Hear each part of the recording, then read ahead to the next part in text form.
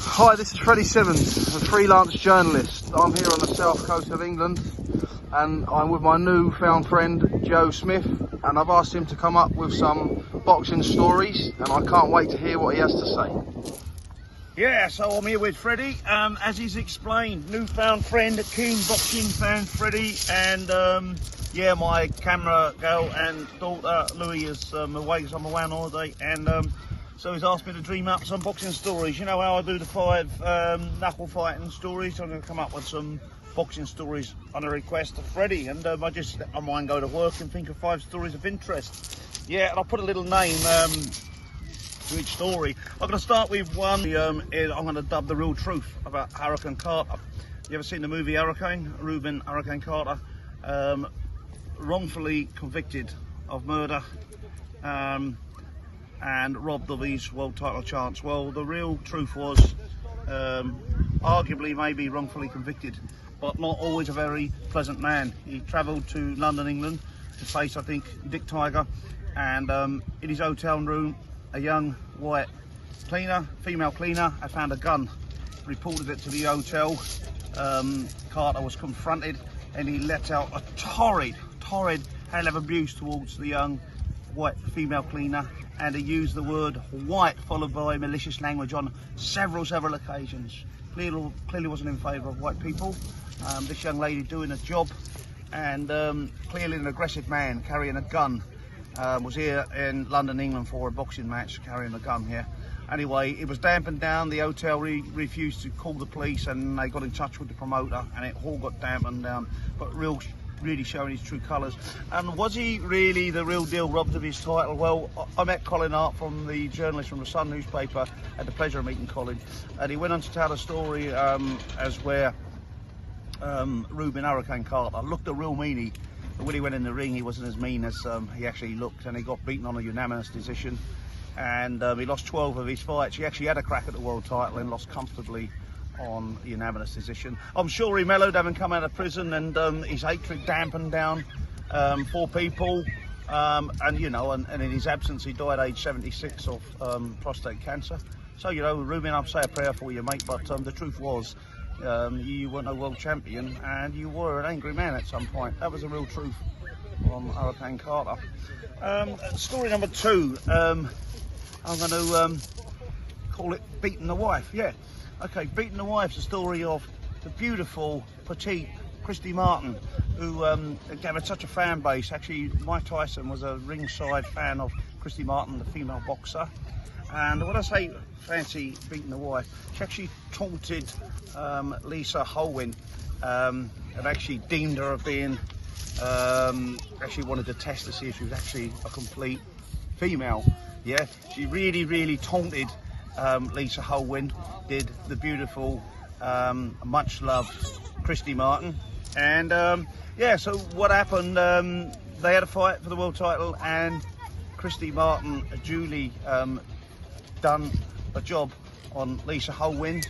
The prettier of the two ladies won the fight unanimously, quite decisively, and her husband and trainer, Jim Martin, had actually later shot and stabbed and very nearly killed the beautiful Christy Martin.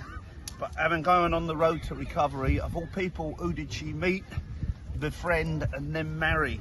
Lisa Holwyn. So she actually beat up her wife legally, yeah? Fancy beating up the wife, but what a story, yeah? Taunts her, goads her, badmouths her, boxes her, beats her, nearly gets shot and stabbed to death by her husband. She then falls in love with the girl that she goaded and is now a wife. So fancy beating up the wife, but she done it in a legal way. Story number 3. Yes, this boxer literally hits like he has an hammer in his hand.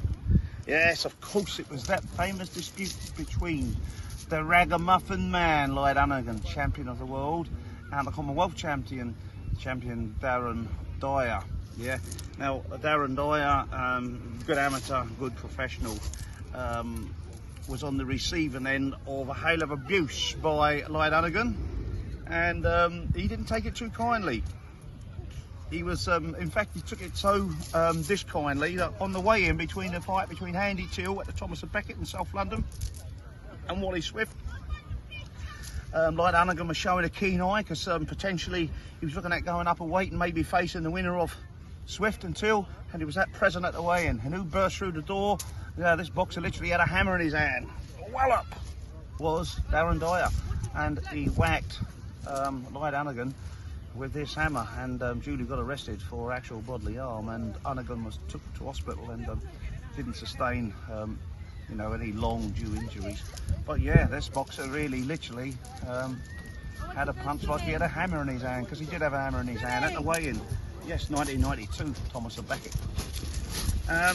Yeah, so fight story 4 takes me, I think it was 1989, maybe 1990, I'm not sure. But anyway, it takes me back to 2 people I knew. My brother used to box on the amateur circuit with Tony Wilson, a South London boy, and South West London boy, and somebody I trained with from Southampton, the Southampton gangster, Paul McCarthy, become the light heavyweight British champion. They were in an eliminator for Serge Fame's title, and what was going down was an evenly matched fight, and McCarthy from Southampton had pinned and trapped Wilson on the ropes, and he was doing a job on him. But you know what it's like, you don't hurt people's sons, and who come to the rescue was Tony Wilson's mother, of course. Yes, the handbag went down, the shoe come off, and wallop straight over the head McCarthy, and then mayhem took place. The fight got stopped. McCarthy refused to come out the corner because he thought he was about to stop him and he was about to win. And then actually Wilson was awarded the win because McCarthy refused to come out the fight because he thought he had him beat. Yeah, I've named this fight Some Mothers Do Love Them.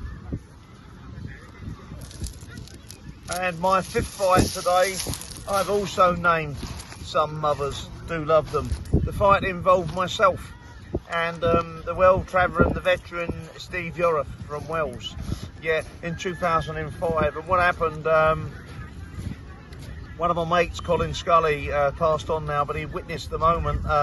Steve Yorath left the dressing room to meet quite an hostile crowd, as in my fans in West London, and he left the dressing room draped in his Welsh flag, and as he was about to burst through the doors, there was one lady sat there, which is my mum. She would never ever refuse to watch me and my brother fight, and she got off the table and said to Steve Yorath, "Excuse me, my love, you wouldn't do me a favour, would you?"